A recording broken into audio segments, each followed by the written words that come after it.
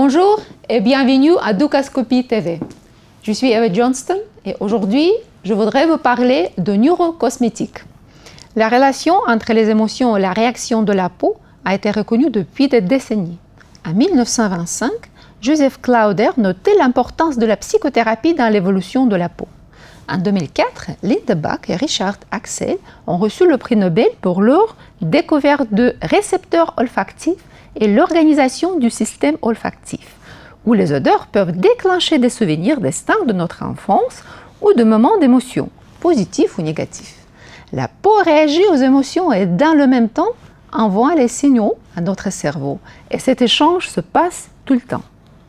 La peau est un organe qui est fortement réactif à l'émotion.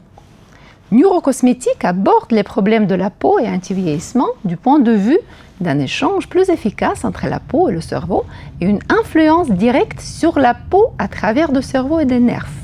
La clé de cet échange sont les neurotransmetteurs, les messagères entre la peau et le cerveau.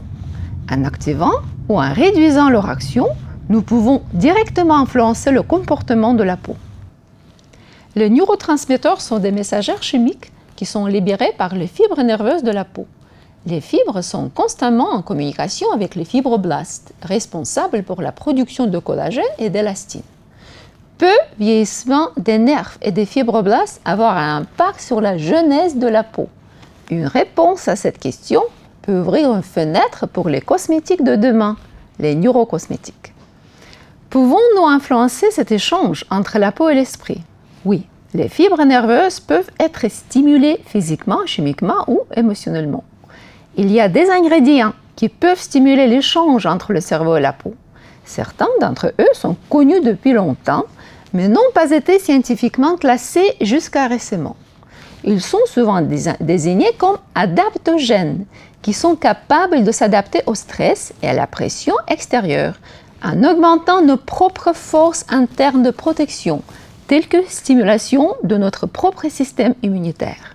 Ginseng, échinacée, étonnamment camomille et certains huiles essentielles peuvent remplir cette fonction.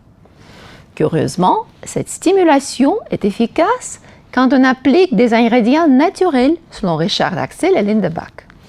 Donc, composition organique peut avoir un rôle très important dans le développement des neurocosmétiques. Aujourd'hui, lorsque nous entendons parler des cosmétiques émotionnels, sensoriels et holistiques, nous réalisons une présence d'une recherche scientifique profonde et nous nous réjouissons à découvrir plus pour la jeunesse de notre peau. Vous avez regardé Dukascopy TV. À bientôt. Merci.